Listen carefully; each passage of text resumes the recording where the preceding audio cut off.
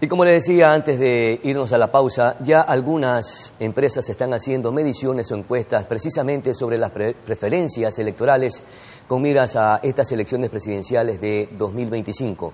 Una de estas empresas es Comunicaliza, quien arrojó algunos resultados que ya están circulando en redes sociales, a ver si producción me ayuda, y precisamente esta encuesta arroja un empate técnico entre la candidata del correísmo Luisa González y Daniel Noboa. Miren ustedes, ahí tenemos la medición. 27.5% tiene Noboa de intención de voto y Luisa González 26.7% de intención de voto. Y presten atención a ese 19% de indecisos, porque más adelante justamente estaremos haciendo algunos análisis alrededor de esta medición.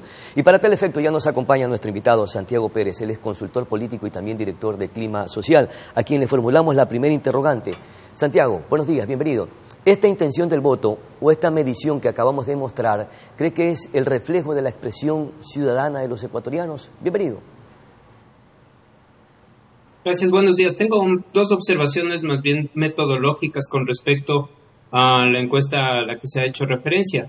La primera es que es una encuesta digital, es decir, que no se realiza a personas reales, sino que se contacta a través de medios digitales. No sé si es exactamente vía telefónica o correo electrónico. Entonces ahí tenemos en primer lugar una brecha, puesto que hay personas que tienen incapacidad suficiente de conexión digital o que no tienen las habilidades de lectoescritura que les permite responder un formulario online. También es difícil que pueda llegar esto a los sectores más populares, a las personas que tienen menor nivel de instrucción. Y creo que ahí hay un pequeño sesgo con respecto a estos resultados que vemos en general de las encuestas digitales versus las encuestas que se realizan directamente en los hogares entrevistando a las personas reales. También pasa un poco porque las personas que realizan las investigaciones tienen que estar adecuadamente capacitadas, preparadas para poder aplicar un formulario de una encuesta a una persona que, por ejemplo, tiene una discapacidad para ver, para escuchar, para hablar, y un entrevistador bien capacitado puede abordar la opinión de esas personas que también son tan importantes como el resto. Entonces pienso que para comenzar, ahí tengo algunas observaciones metodológicas con respecto a los datos de las encuestas digitales. Santiago, ¿y esas dos observaciones que usted plantea, cree que incidan para que exista un margen de error bastante importante en la medición? Sí, no le llamaría exactamente un margen de error, que no es la definición técnica, pero me parece que existe una insuficiente cobertura. Es decir, no llega a todas las personas a quienes tiene que llegar. O sea, no sería tan fiable entonces la medición, Santiago. Y la técnica es inadecuada porque es una técnica digital y no presencial. Entonces, eso no se puede saber realmente cuál puede ser el efecto, pero me parece que también hay que partir por eso, ¿no? Todas las encuestas tienen un margen de imprecisión, pero siento que las encuestas digitales son menos confiables en ese sentido porque no llegan a toda la población. Ya. ¿Y serán leves o habrán variaciones significativas entre esta medición, por ejemplo, y otras mediciones que se estén haciendo o que ya estén circulando precisamente a través de diferentes plataformas? Sí. Pueden ser leves o grandes, pero de todas maneras me parece que siempre es importante, desde el punto de vista de quienes hacemos opinión pública, anotar estas posibles aspectos que pueden incidir en los resultados de las encuestas. Se ha criticado mucho los resultados de las encuestas y la metodología con la que trabajan algunas de las firmas, y me parece que es muy importante que ahora, en vista de esa crítica, las firmas encuestadoras hagan una demostración mucho más grande de seriedad metodológica en ese sentido. Igual, de todas maneras, lo que podemos ver es que la mayoría de encuestas en Estados Unidos falló al pronosticar la votación de Donald Trump. Y eso es un fenómeno global que está ocurriendo. Las personas no necesariamente dicen la verdad o en un determinado momento pueden cambiar de opinión de tal manera que los pronósticos electorales se vuelven un poco complicados, cada vez más complicados. Entonces, ahí viene la anotación a propósito de esa palabra que se utiliza o frase, el empate técnico. El empate técnico también debe ser comprendido como un ejercicio de pronóstico electoral, y el pronóstico electoral se hace o pocos días o el mismo día de las elecciones, y si dos candidaturas se encuentran dentro de la banda de error, se puede decir empate técnico, pero para el pronóstico, y en este momento no estamos pronosticando el resultado, estamos mirando cómo se comportan los ecuatorianos faltando 3 meses antes de las elecciones. Claro. Y lo que tenemos entonces es un porcentaje más o menos similar, nada más que eso, claro, entre la intención de voto, porque no es más que eso, de los dos candidatos que aparecen punteros, que son Daniel Noboa y Luisa González, con una diferencia poco significativa que no permite decir cuál de los dos está en primer lugar en este momento. Sin embargo, ya hoy estamos mirando la tendencia. Sí, exactamente. Eso es lo importante, la tendencia, es decir, cómo se va comportando en el día a día y mirar el cambio que se va produciendo, la velocidad al que se va produciendo este cambio y la distancia, y si la distancia es lo suficientemente significativa como para más adelante hacer un pronóstico electoral.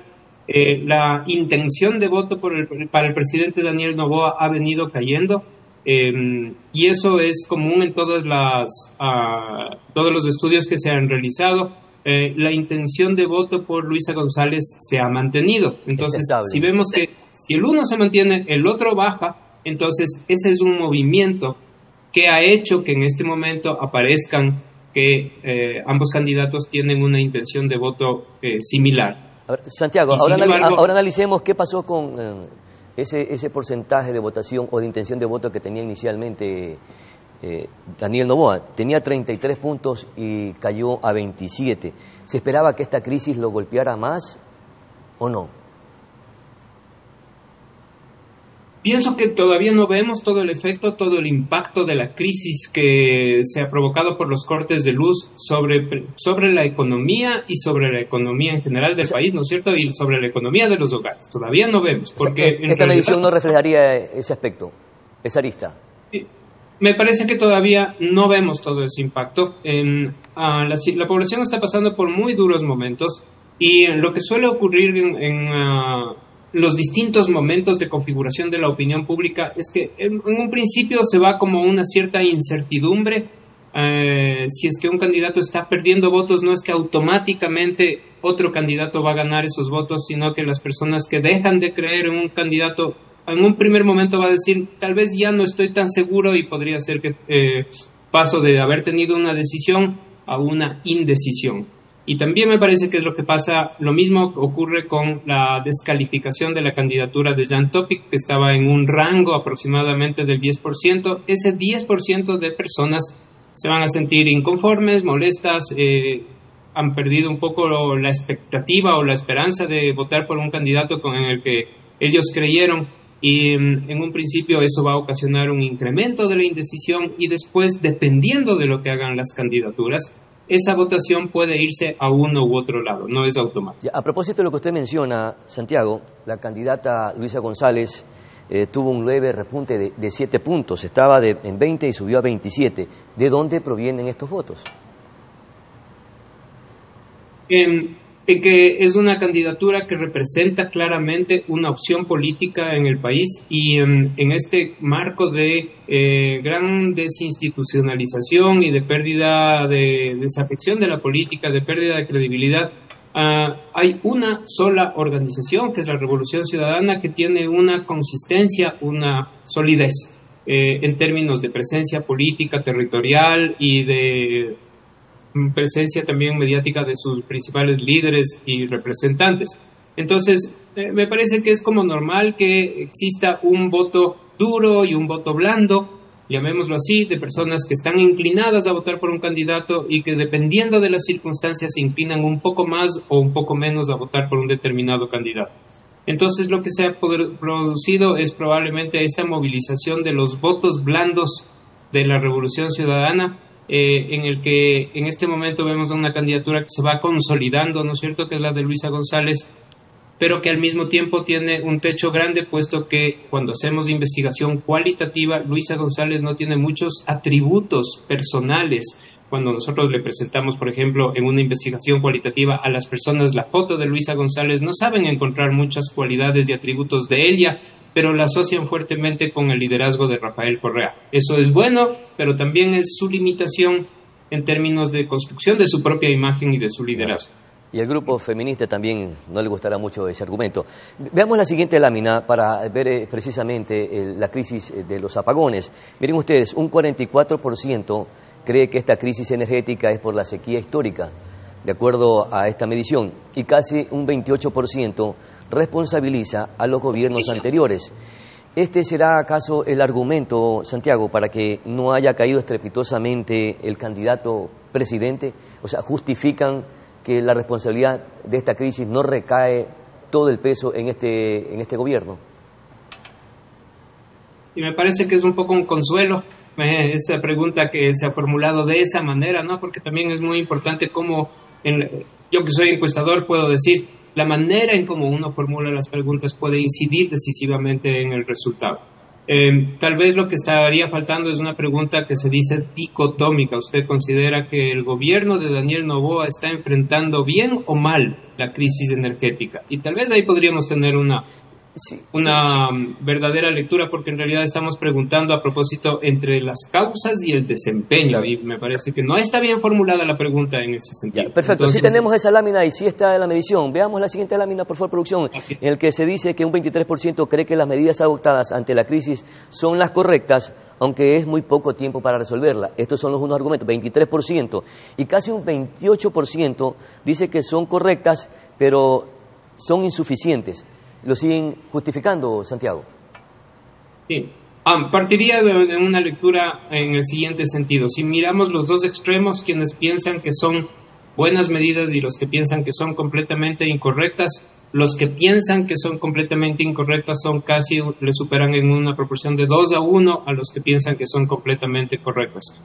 Entonces, en la mitad tenemos una indefinición de personas que están en la una posición, en la otra posición, pero blandamente, ¿no?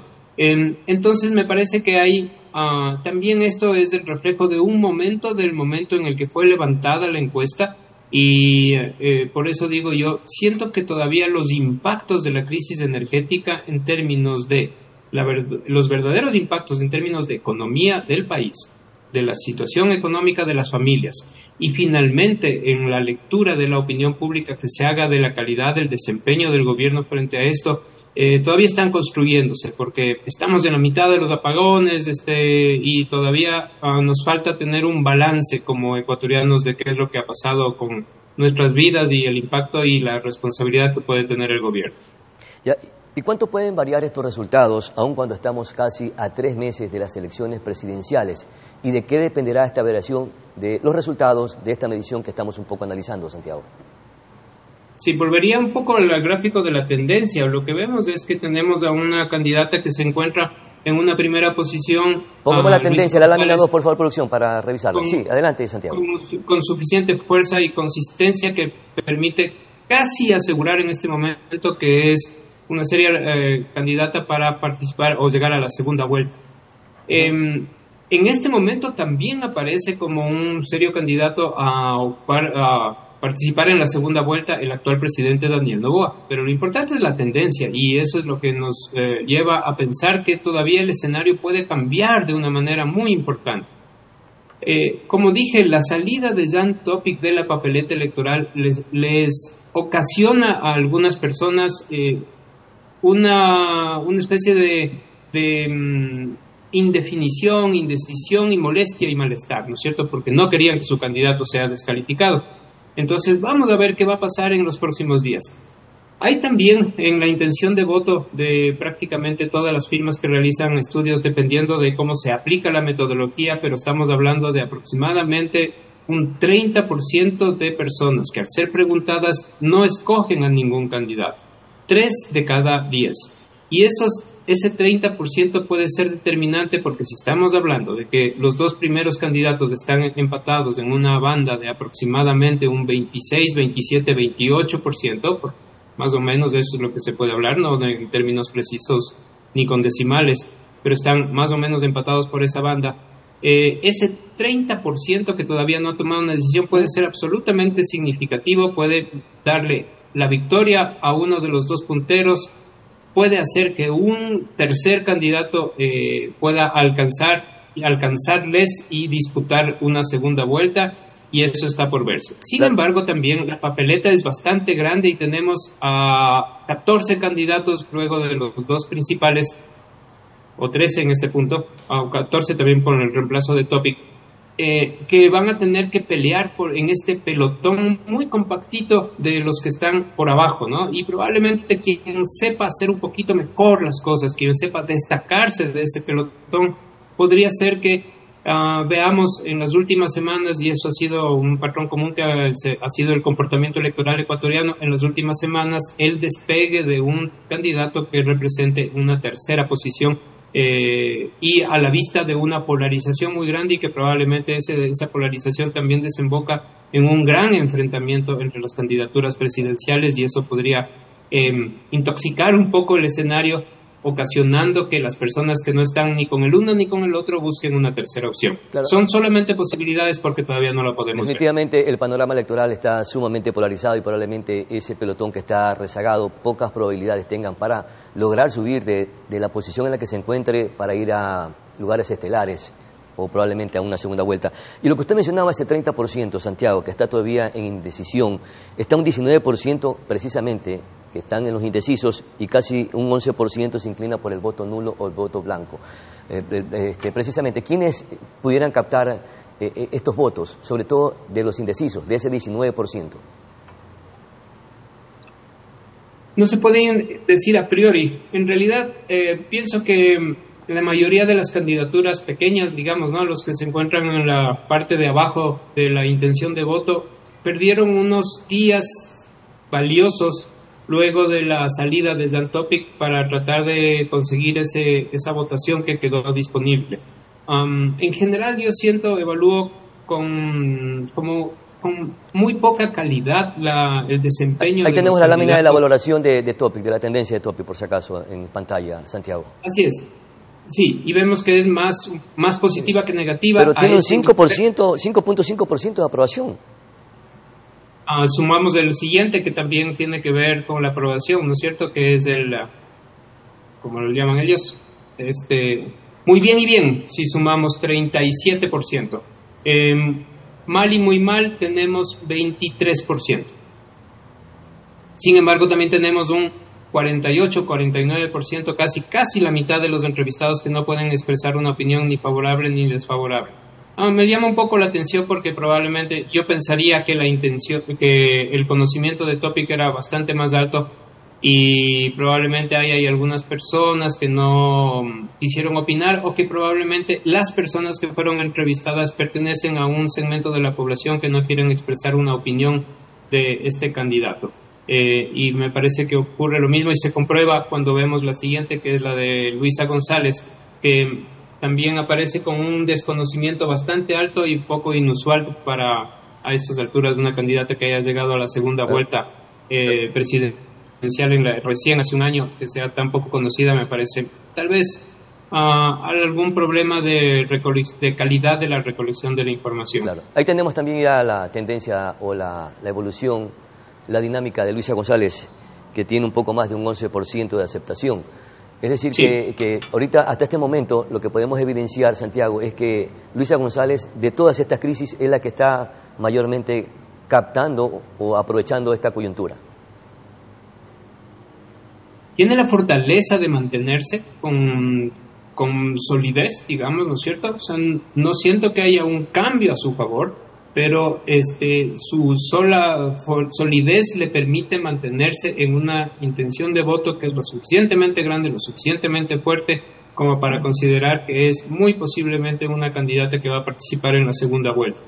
También lo que se puede ver en el cuadro, y podemos comparar, ¿no es cierto?, positivos versus negativos, positivos 34.8%, negativos 30.8%. Nos hablan de una polarización muy grande, de que la población o tiene una simpatía hacia los líderes de la organización política La Revolución Ciudadana, o siente una antipatía también, ¿no? Porque siempre ha sido la característica del liderazgo de la figura de Rafael Correa generar esta polarización. Quienes tienen agrado o apoyo por esta posición política, mientras que tienen ahí también un fuerte rechazo y desagrado, ¿no es cierto? Entonces se enfrentan las dos posiciones, y en la mitad tenemos a una población que en este caso representa un 30 y algo por ciento, 33, 24% de personas que no toman una posición ni a favor ni en contra.